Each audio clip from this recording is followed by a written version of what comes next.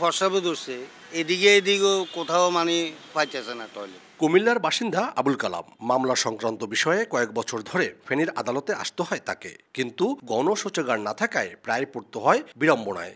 এইখানে এসে তারা সবচেয়ে বেশি বিপাকে পড়েন।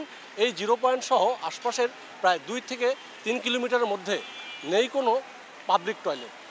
এতে করে সবচেয়ে বেশি ভোগান্তিতে পড়েন পুরুষের পাশাপাশি নারী এবং শিশুরা। বয়স্ক মহিলারা তারা হয়তো পাবলিক টয়লেটে মানে যাওয়ার জন্য কোনো স্থান পায় না। সবচেয়ে বেশি বিপদে পড়ছে আমাদের এই জনপদের মা, বোন এবং শিশুরা। শুধু তিনিই নন, এমন অনেক মানুষ নানা প্রয়োজনে ফেনী শহরে গিয়ে শুধু গণশৌচাগার না থাকায় পড়তে হয় বিপাকে। নারীদের জন্য এটি হয়ে ওঠে আরও বিড়ম্বনার। গণশৌচাগার শুধু নাগরিক সুবিধা না, এটি স্বাস্থ্যসেবার গুরুত্বপূর্ণ অংশ।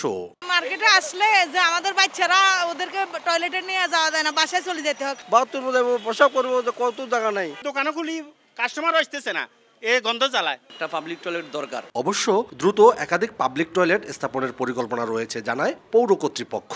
পায়খানা ব্যাগ হওয়ার পরে শুধুমাত্র পাবলিক টয়লেটের অপ্রতুলতার কারণে সেটা যদি না সারে, এটার উপর কিন্তু শারীরিক অনেক সমস্যা দেখা দিতে পারে। আমাদের ফেনী পৌরসভার তত্ত্বাবধানে এখন 7টি গণশৌচাগার আছে, এগুলি সংস্কার করা হচ্ছে এবং অনেকগুলি গণশৌচাগার তৈরি করা হবে। ফেনী শহরে গণশৌচাগার রয়েছে 8টি, এর মধ্যে 5টি ব্যবহারের পুরোপুরি অনুপযোগী হওয়ায় বন্ধ রয়েছে, আর 3টির অবস্থা বেহাল। আতিয়ার সজল, সময় সংবাদ, ফেনী।